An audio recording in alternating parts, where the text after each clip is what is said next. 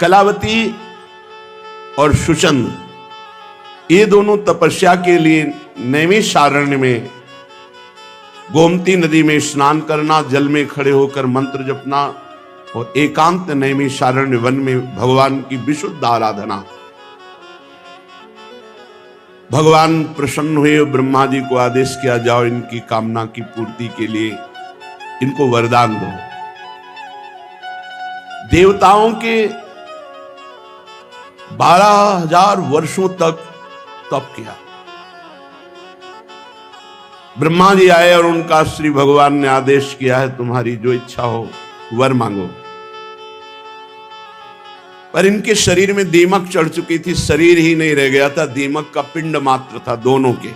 इतना भारी तप किया सुचंद और कलावती जी ने।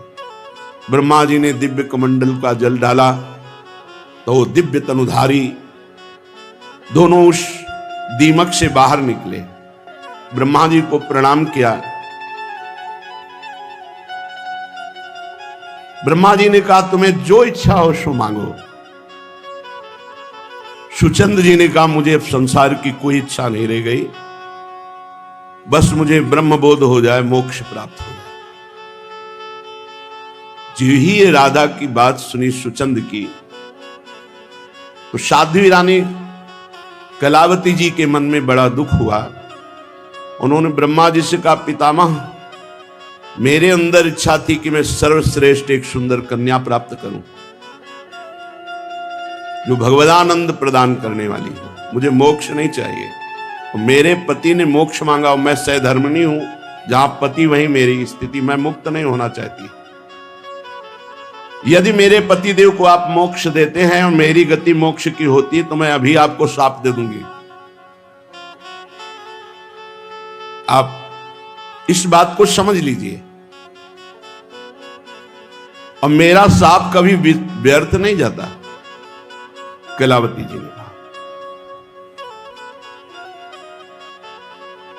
पतिरेव ही नारियणाम दैवतम परमम स्मृतम यदि मोक्ष मसौ याति तदा में का गतिर्भवेत एवं बिना न जीवामि यदि मोक्षम प्रदास्यसि तो तुभ्यम शापम प्रदास्यामि पति विक्षेप विभला। मैं आपको शाप दूंगा अगर हमारे पति को मोक्ष पदवी दी। ब्रह्मा जी ने कहा, देवी मैं भयभीत हो चुका हूं, तुम जो चाहती हो वही मैं देने आया हूं। जैसे आपका शाप कभी विफल नहीं होता, ऐसे मेरा वरदान भी विफल नहीं होगा। इसलिए तुम अभी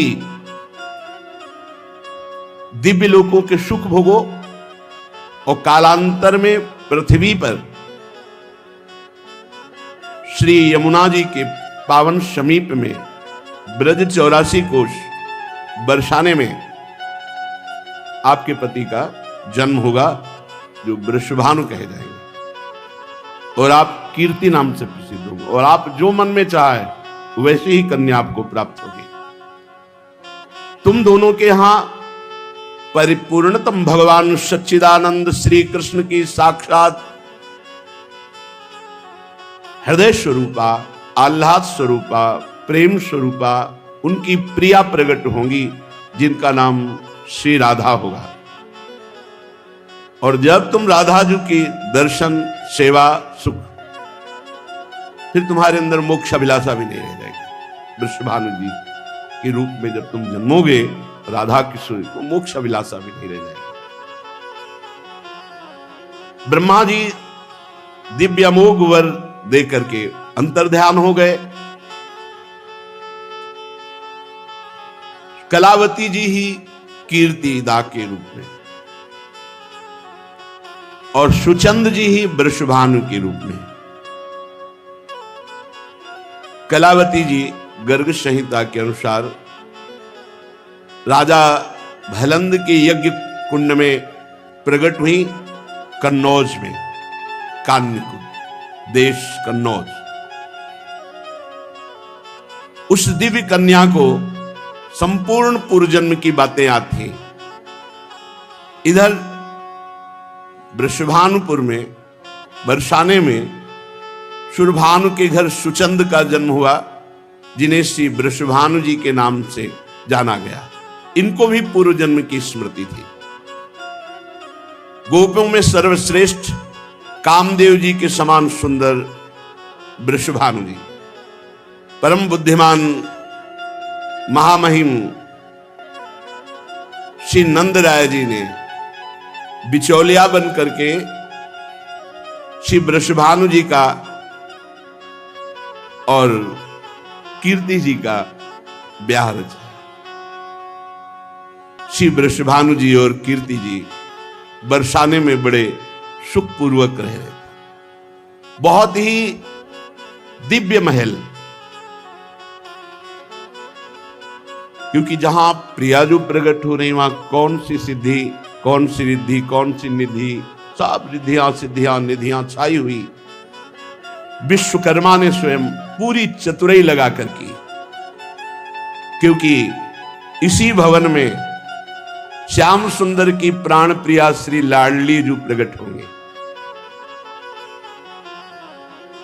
भवन में ऐसे परकोटे हैं, ऐसा लगता है हजारों सूर्य एक साथ प्रकाशित हुए, इतना तेजों में परकोटे वृषभानु महल के हैं।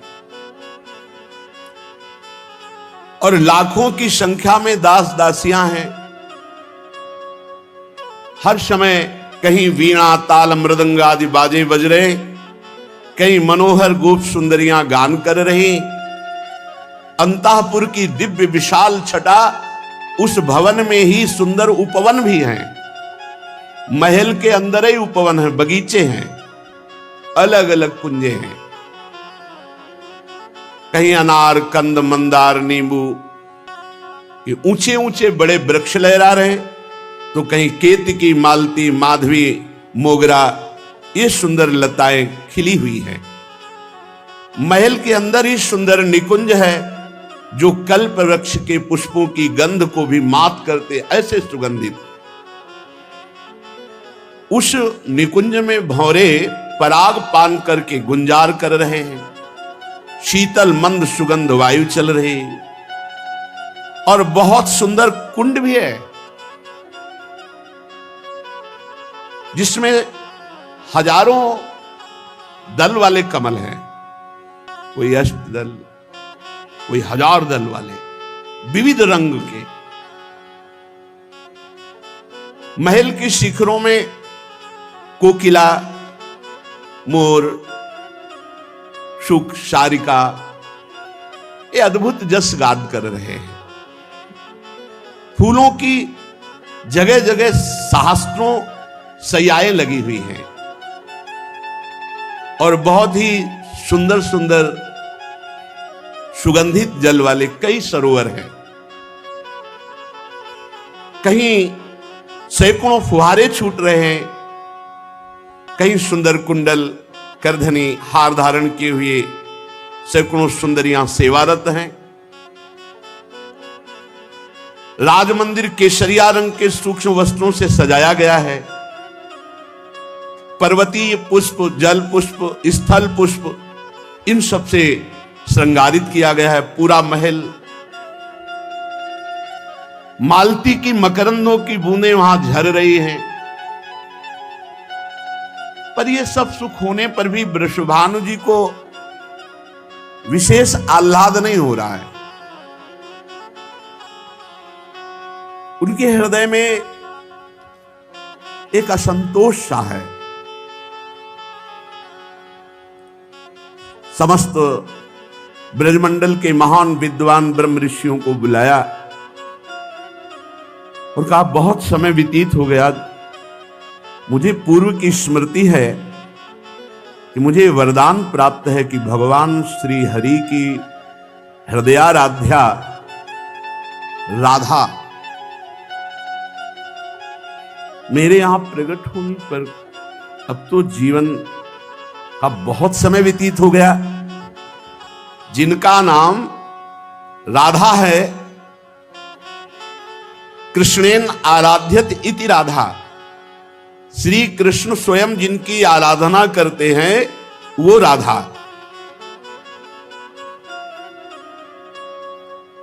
सा एवायम पुरुषः स्वयमेव समाराधन तत्परो भूतो तस्मात् स्वयमेव समाराधन मकरोत् अतो लोके वेदे श्री राधा गीयते, लोक में और शास्त्रों में इसीलिए उनको श्री राधा कहते हैं क्योंकि स्वयं परम पुरुष परमात्मा भगवान श्री कृष्ण उनकी आराधना करते हैं और वैसे ही वो श्री कृष्ण की आराधना करती है। अनादिरयम पुरुष एक एवास्ति, वह परम पुरुष अनादि परमात्मा एक है, पर उसके हृदय में जब अपनी ही आराधना करने की इच्छा हुई, अनादिरयम पुरुष एक एवास्ति तदेव रूपम द्विधा विधाय समाराधन तत्परो भूत तस्मात् ताम राधाम रसिकानंदाम वेद विदो वदंती। ऐसा शास्त्र कहते हैं कि वही पर ब्रह्म परमात्मा भगवान श्री कृष्ण अपनी आराधना के लिए जब विकल हुए तो उन्हीं के हृदय का प्रेम मूर्तिमान होकर राधा रूप में हुआ। राधाम रसिकानंदाम वेद विदो वदंती। श्री वृषभानु जी समस्त ब्रह्म ऋषियों से प्रार्थना करते हैं कि हमें अब वो साधना बताओ, आराधना बताओ, उपासना बताओ, जिससे हमारे मन में जो युग युगांतर से इच्छा चली आ रही है कि भगवान श्री कृष्णचंद्र जी की प्रिया हमारी पुत्री बने, वो कब समय आएगा। जहां मंगल भी मंगल की भिक्षा मांगता है, आज उनका परम उत्सव है श्री लाडली जी।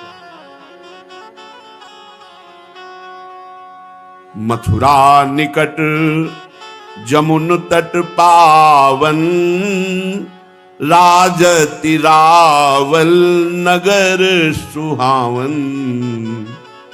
कीरति भानु बसहि नृप दंपति, गेह लक्ष 10 जिन गो संपति। माथुर मंडल में परम पावन वृषभानुपुर बरसाना, इसमें श्री वृषभानु जी विराजते हैं। कुछ दूर पर यमुना जी के पावन तट पर एक महल है, जहां स्नान आदि के बाद वस्त्र परिवर्तन करना, विराजना, फिर वहां से बरसाने आना। श्री कीर्ति जी और वृषभानु जी का निज महल बरसाना ही है। 10 लाख गौओं की सेवा होती है, 10 लाख गौओं की सेवा। जहां श्री जी अवतरित हों, वहां वित्त की अर्थात धन की, वैभव की क्या महिमा कोई वर्णन कर सकता है। पर इतना सब कुछ होने पर भी वृषभानु जी बहुत विनयवान और किंचन मात्र वैभव का अहम नहीं। धर्मवीत गुण शील निधाना, विनयवान निज नगर प्रधाना। महल बाग उपवन बन स्वामी, भार्या की रति मन अनुगामी। अद्भुत ईश्वर है, अद्भुत धर्म का पालन करने वाले हैं, बड़ी विनय है, बड़े शीलवान हैं। महल वन बाग उपवन सबके स्वामी हैं। और कीरति जी मन के अनुसार चलती, वृषभानु जी के मन के अनुसार चलती है। वित्तवान सब गोप समाजा, अस धर्मज्ञ प्रजा जस राजा। जैसा स्वभाव वृषभानु जी का, ऐसा ही स्वभाव और प्रभाव संपूर्ण प्रजा। कोई भी वहां गरीब नहीं, सबके यहां अद्भुत ईश्वर, सब विनय संपन्न। जस राजा तस प्रजा।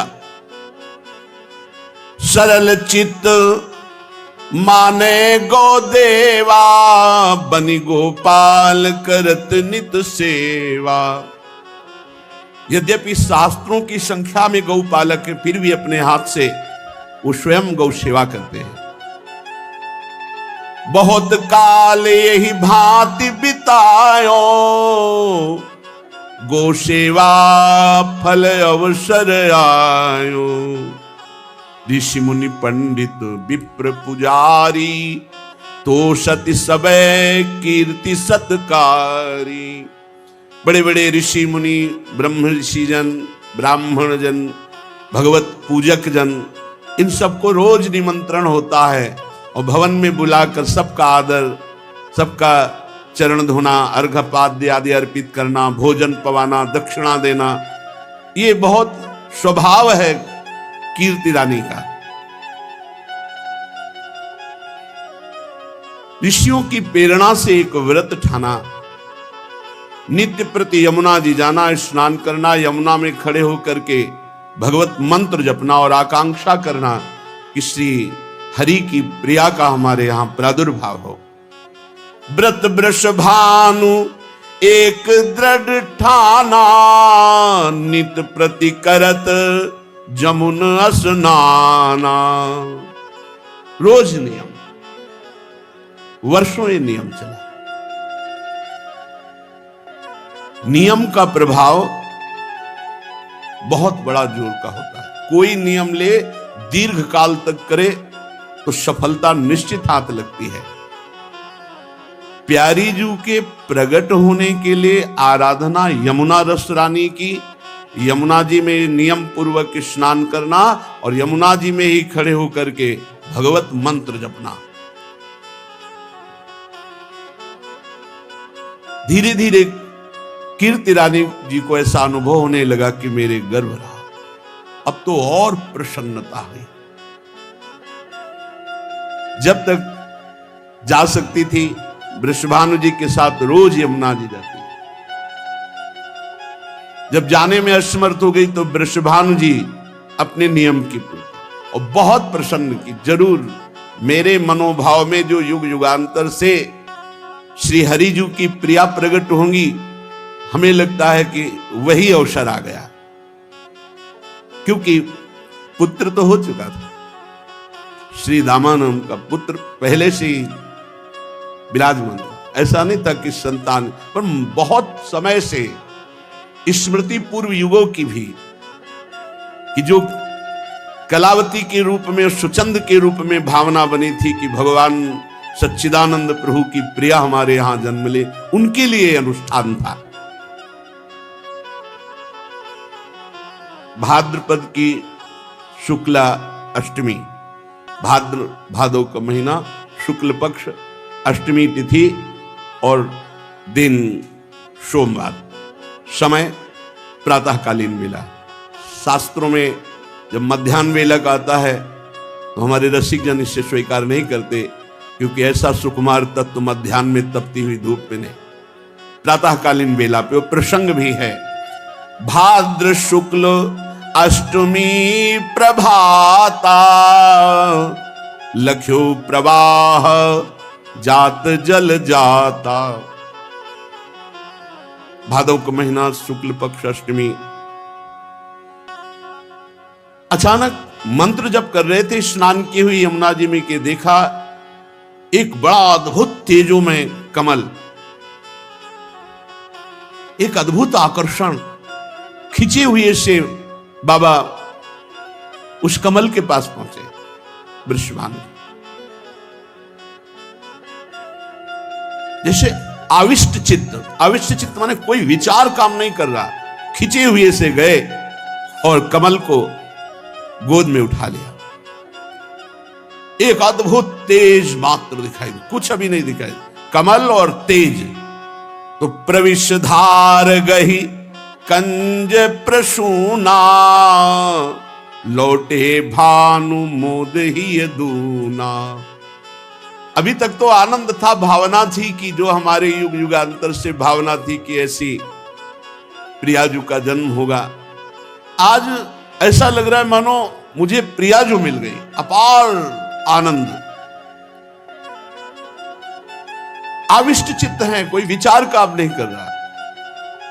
उस कमल को गोद में लिए हुए और इधर महल में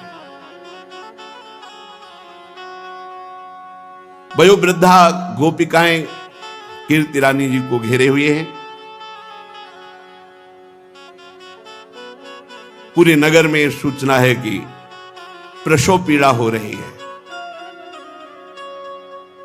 संतान प्रकट होने वाली है, अद्भुत ज्योतिर्मय प्रसूति का ग्रह हो रहा है, पहले से ही तेजों में। कीर्तिदा रानी को ऐसा महसूस हो रहा है कि बस अभी संतान प्रकट होने वाली है। गोपिकाएं वयोवृद्धा आसपास बैठी हुई हैं। इतने में दिव्य पुष्प लिए हुए श्री वृषभानु जी महल में पधारते हैं। दिव्य पुष्प जगमग द्वितिकारी, मोहे अद्भुत छटा निहारी। ऐसा दिव्य पुष्प है कि प्रेम विवश होकर शिथिल होकर के कंज प्रसून गहे करमाही, चले हरसी ग्रह कीरति पाही। अति सुगंध अति रंग द्विति लीने भानु समोद, आनि धर्यो सन्मान करी कीरत जी की गोद।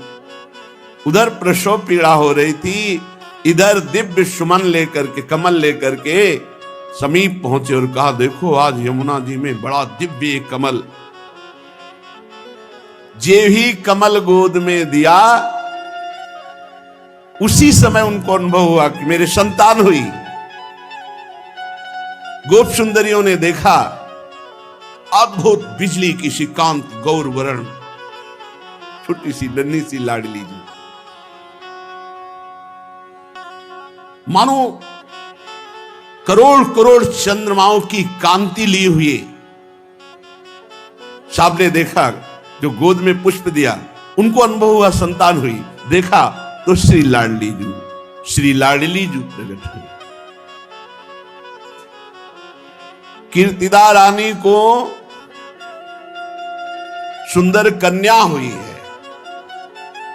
पूरे महल में, बरसाने में एक क्षण में सूचना पहुंच गई।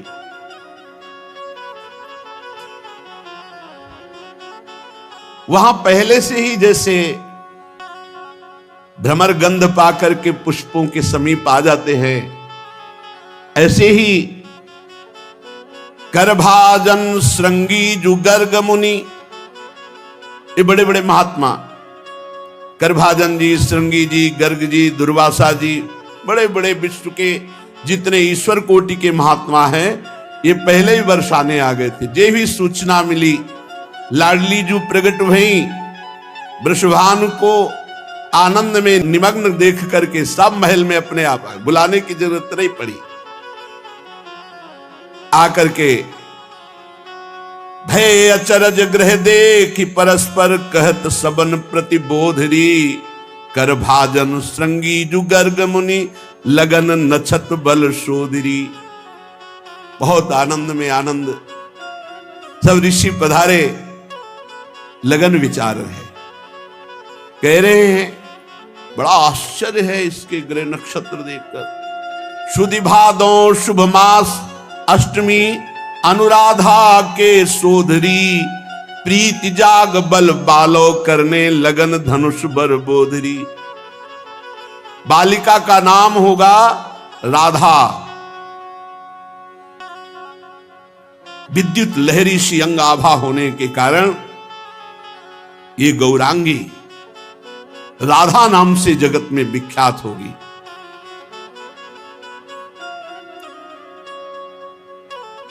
समस्त ऋषि अपने नेत्र सार्थक कर रहे हैं लाडली जू के दर्शन करके।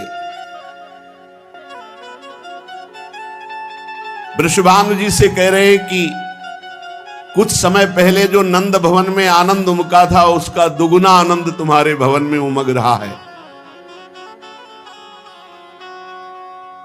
समस्त ऋषि सम्मान प्राप्त करते हैं वृषभानु जी से। वो यत्किंचित वर्णन करके प्रियाजू का महामहिम स्वरूप और दर्शन करते हैं। फिर चरणों की वंदना करके वृषभानुपुर बरसाने में ही अलग अलग लताओं के नीचे बैठकर प्यारी जू की महिमा का चिंतन करते हैं। इधर वीणा की झनकार पर हरि गुणगान करते हुए देवर्षि नारद जी जब से ब्रजेश्वर नंद के यहां नंद नंदन श्री कृष्ण का प्रादुर्भाव देखा, तब से वो खोज रहे थे पूरे ब्रज में कि इनकी प्रियाजू का कहां अवतार हुआ। कहीं न कहीं अचिंत गति देवर्षि नारद जी को खींच रही थी। प्रत्येक ब्रजवासियों के दरवाजे पर जाते, कुछ देर खड़े होते, ध्यानस्थ होते, वहां की रज लगाते, फिर दूसरे घर में, ऐसे पूरे ब्रज 84 कोष में देवर्षि नारद खोज रहे थे प्रियाजू का कहां प्रादुर्भाव हुआ। श्री किशोरी जी को ढूंढते हुए देवर्षि ब्रज के प्रत्येक ग्रह के सामने ठहर ठहर करके ध्यानस्थ होते, रज लगाते माथे पे ब्रजवासियों की चरण धूली। देवर्षि का सर्वज्ञ ज्ञान इस समय काम नहीं कर रहा था, प्रेम विकल थे। देवर्षि श्री किशोरी जी का अनुसंधान कर रहे थे पर पता नहीं पा रहे थे। राधा किशोरी के दर्शन की प्रबल इच्छा,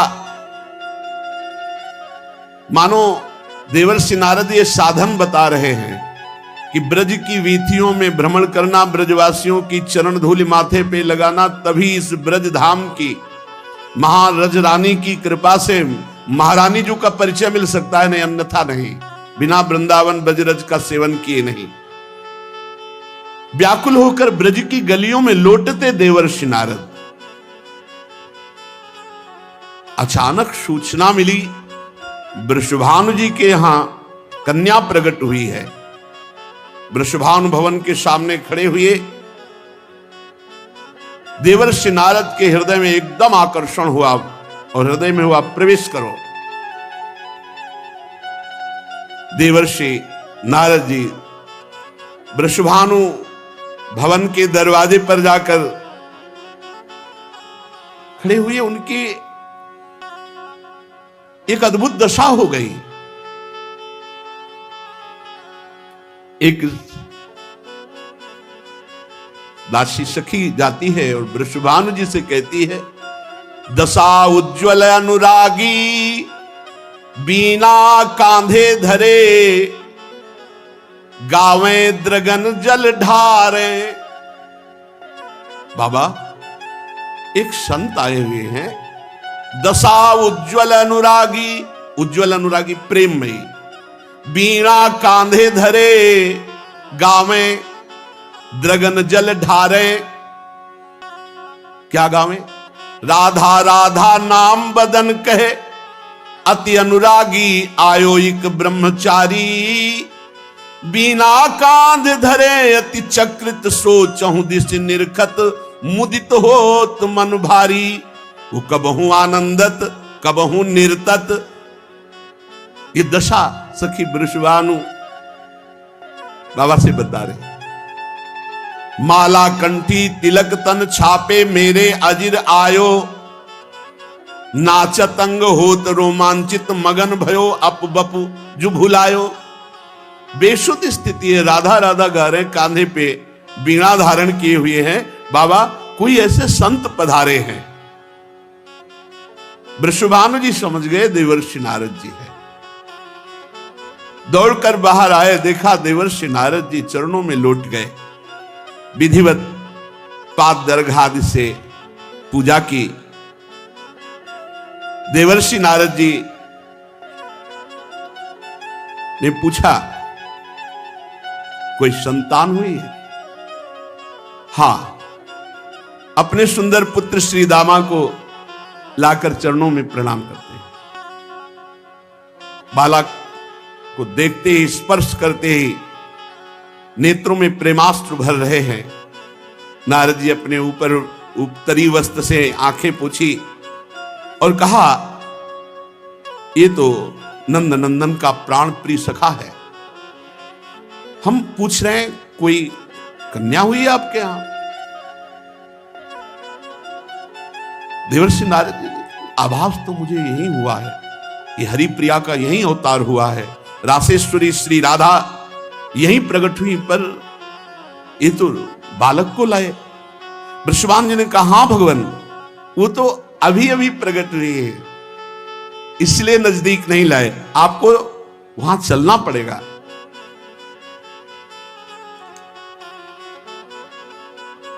आश्चर्य की बात, देवर्षि नारद जी को एक अद्भुत आकर्षण हृदय में हो रहा है। कानों में एक अमृत जैसा शब्द कि हाँ हाँ एक कन्या प्रकट हुई। वो समझ गए कि इतना प्रेमोन्माद, इतना आकर्षण, ये तो हरिप्रिया जो प्रकट हुई है। मुझे शीघ्र एक बार दृष्टि उस कन्या पर डालने दीजिए। कहां है? शीघ्र ले चलो, मैं दर्शन करना चाहता हूं। आश्चर्य भरे नारद जी पीछे पीछे, वृषभानु जी आगे आगे। और जब वहां पहुंचे तो एक छोटे से पालने में लाडली जी, जीव ही दृष्टि पड़ी पालने पे, श्री लाडली, नारद जी का धैर्य टूट गया और वे दौड़े और साष्टांग दंडवत की एकदम भावना हुई। परमानंद सिंधु में डूब रहे हैं देवर्षि नारद जी। अद्भुत प्रेम, क्योंकि प्रेम में लाडली जी का पहला दर्शन सिद्ध देवर्षि नारद जी को। अपने आप को संभाल नहीं पाए। 2 घड़ी तक, 48 मिनट तक तो ध्यानस्थ मुद्रा, मानो मूर्छित हो गए हो, ऐसी दशा।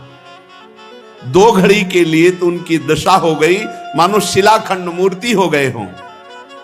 जब बाह्य ज्ञान हुआ तो अप्रतिम सौंदर्य निहार कर विस्मय की सीमा न रही। वो सोचने लगे कि ऐसा सौंदर्य तो त्रिभुवन में मैंने कहीं नहीं देखा।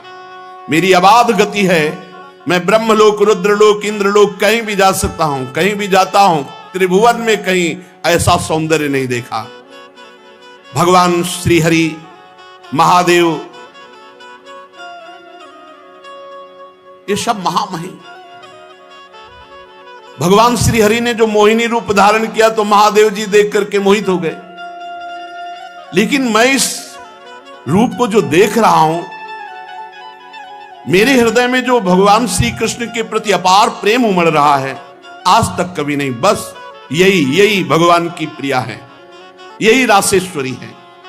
अंतर हृदय से विकल हो गए और अशुभ प्रवाह देवर्षि नारद के।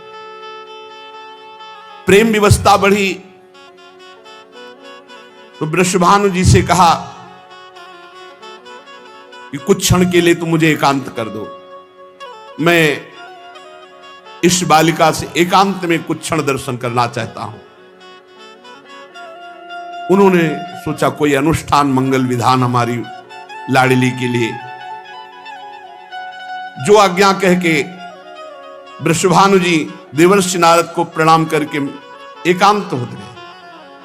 देवर्षि नारद जी एकांत पाकर श्री जी से प्रार्थना करने लगे, हे निकुंज देवी, हे महायोगमयी, हे महाप्रभामयी, मेरे महान सौभाग्य उदय हुआ। जीवन भर हरि नाम कीर्तन किया, हरि भक्ति की, उसका फल मिला कि आपके दर्शन हो गए। तुम मेरे दृष्टि पथ में आई रासेश्वरी। हे देवी, ये तुम्हारे दिव्यंग अत्यंत मोहन हैं, इनसे प्रेम का माधुर्य निर्झर झर रहा है, रसानंद का सृजन हो रहा मेरे हृदय में। मैं अनंत काल तक भगवदानंद में डूबा रहने पर भी जो रस नहीं मिला वो आज आपके दर्शन से प्राप्त हो रहा है। हे निकुंज देवी, तुम नेत्र मूंदे हुए हो फिर भी सुख की वर्षा कर रही हो। तत्वम विशुद्ध सत्वासु शक्तिर्विद्यात्मिका परा, परमानंद संदोहम ददती वैष्णवम परम, कलयाश्चर्य विभवे ब्रह्म रुद्रादि दुर्गमे, योगींद्राणाम ध्यान पथम न त्वं स्पृशसि कर्हिचित्, इच्छा शक्तिर्ज्ञान शक्ति क्रिया शक्तिस्तवे सितुः, तवांश मात्र मित्येवं मनीषा में प्रवर्तते, आनंद रूपिणी शक्ति त्वमीश्वरी न संशयः त्वया च क्रीडते कृष्णो नूनं वृंदावने वने कौमारेणैव रूपेण त्वं विश्वस्य च मोहिनी तारुण्ये वयसा स्पृष्टं कीदृक्ते रूपमद्भुतम्। हे देवी, तुम ही ब्रह्म हो, तुम ही सच्चिदानंद ब्रह्म के सत अंश स्थित संदनी शक्ति की चरम परिणति करने वाली विशुद्ध सत्वमयी, तुम संबित शक्ति, संबित की चरम परिणति, विद्यात्मिका पराशक्ति, ज्ञान शक्ति, आनंद अंश की लादनी शक्ति, लादनी की चरम परिणति, महाभाव स्वरूपा, आश्चर्य वैभवमयी, ये सब तुम्हारी एक कला का, तुम्हारी संपूर्णता का ज्ञान तो भगवान रुद्र को भी, योगींद्र गणों को भी, मुनीन्द्र गणों को भी तुम्हें ध्यान पथ में नहीं ला सकते। मेरी बुद्धि ये कह रही कि सब तुम्हारे अंश मात्र जितनी शक्तियां हैं, श्री कृष्ण चंद्र को अधीन करने वाली उनकी प्राणेश्वरी श्री राधा तुम ही हो। अब मुझे कोई संशय नहीं रहा। ओह, क्या ऐसा हो सकता है? हे श्री जी, मैं आपके उस विश्व मोहन किशोर अवस्था के रूप को देखना चाहता हूं, जिसे देखकर श्री कृष्ण अधीन हो जाते हैं। नारद जी का कंठ भराया और वो रुदन करने लगे। हैं श्री जी ऐसी, केवल आनंद में रोते हो। प्रबल इच्छा प्रार्थना करने लगे कि मैं आपके उस किशोरी रूप के दर्शन करना चाहता हूं। श्री जी के किशोरी रूप देखने की प्रबल उत्कंठा बढ़ती गई। अब बारंबार प्रणाम करना शुरू किया देवर्षि नारद जी और प्रार्थना किया। नारद के अंतर हृदय में मानो श्री किशोरी जी के दर्शन के लिए इतनी विरहाग्नि प्रकट हुई, प्रबल। इतने में ही दृष्टि पड़ी तो देखा श्री ललिता जू, विशाखा जू, चंपक लता जू, चित्रा जू, तुंग विद्या जू, इंद्रलेखा जू, रंग देवी जू, सुदेवी जू, अष्ट सहचरियां प्रकट हो गई। और वो 9 किशोरी रूप सहचरियां, जे ही सखियों को देखा देवर्षि नारद जी ने एक दिव्य ज्योति मध्य में, देवर्षि नारद अभी देख भी नहीं पाए कि मूर्छित हो गए। श्री जी का चरणामृत देवर्षि नारद जी के मुख में डाला। जानते हो 9 किशोरी के दर्शन का अधिकार कैसे प्राप्त हुआ?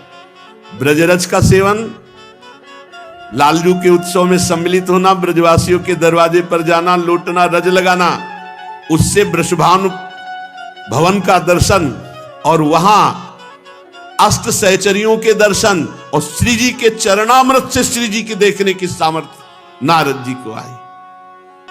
सखियों ने कहा शीघ्र ही उठो देवर्षि नारद और अपने नेत्रों का परम लाभ लो, जो तुम किशोरी जी के इस तरुण अवस्था की प्रथम झांकी का दर्शन करना चाहते। तारुण्य प्रथम प्रवेश समय यस्या महामाधुरी, आप दर्शन करो, नहीं एक क्षण में अंतर ध्यान हो जाएंगे, फिर बाल रूप हो जाएंगे।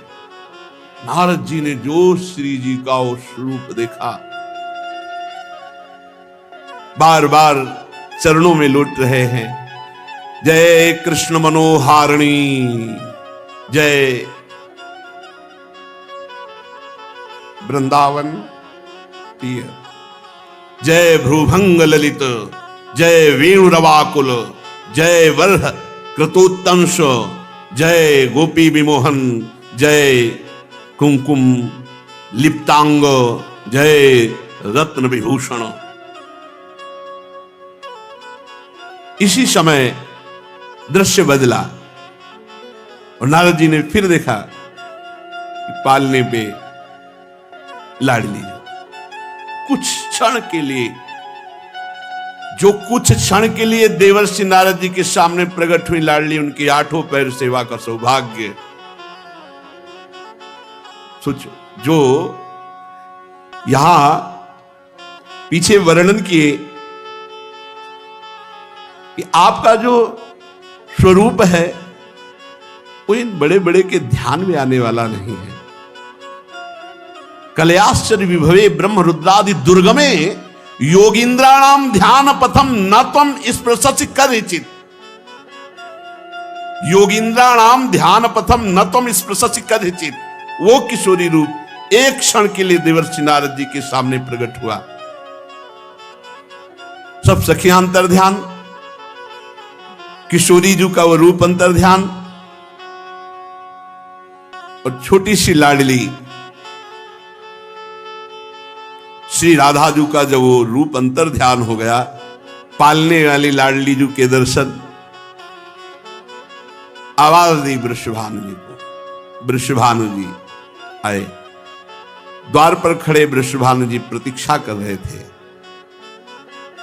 नारद जी ने जब आवाज दिया तो अश्रुपूरित कंठ से देवर्षि नारद जी को देखा। वृषभानु जी ने पूछा कि आप, बोले इस बालिका का प्रभाव और स्वभाव ही ऐसा है, ये जो मेरी दशा है इस बालिका का स्वभाव और प्रभाव है, तुम्हारे भाग्य की सीमा नहीं। वृषभानु जी जहां इनके चरण अंकित हैं वहां लक्ष्मी सहित भगवान नारायण सदैव विराजमान रहते हैं। नारद जी नारद जी विकल हैं, वीणा में बार बार राधा राधा राधा। आश्चर्य कि श्री जी ने अभी तक नेत्र नहीं खोले थे। जब देवर्षि नारद जी ने उच्चारण किया, जय कृष्ण मनोहारिणी, जय वृंदावन प्रिय, जय भ्रुभंग ललित, जय वेणु रवाकुल, जय वर्ह क्रतुतंस, जय गोपी विमोहन, जय कुमकुमा लिप्तांग, जय रत्न विभूषण। श्री कृष्ण नाम सुनते ही लाडली जी ने आंख खोली। लाडली जी ने आंख खोला प्रीतम का जस सुन करके। जो लाडली जी का प्राण प्रिय है उसी का यश सुनकर वृषभानु जी को लगा कि ये अनुष्ठान एकांत में कर रहे थे, तभी मेरी लाडली जी ने नेत्र खोला। नारद जी श्री लाडली जी के चरणों में प्रणाम किया और बार बार जय कृष्ण मनोहारिणी। तो लाडली जी मुस्कुरा दी, नेत्र खोल दिए, मुस्कुरा दिए। अब तो बस पूरे वृषभानुपुर में जो भी लाडली जी के पास आता तो जय कृष्ण मनोहारिणी, बस वृषभानु नंदिनी मुस्कुरा देती, किलकारी मारती। जो भी आता, अब वृषभानु जी के हर्ष का पार नहीं। श्री लाडली जी ने आंख खोल दी, मुस्कुरा रही। जो भी लाडली जी के समीप आता तो बस जय कृष्ण मनोहारिणी, जय कृष्ण मनोहारिणी। देवर्षि नारद जी गए, ब्रज के समस्त ब्राह्मणों को बुला करके पुरुष सूक्त का गान श्री वृषभानु जी करा रहे। अपने लोग भी पुरुष सूक्त का गान करते हैं।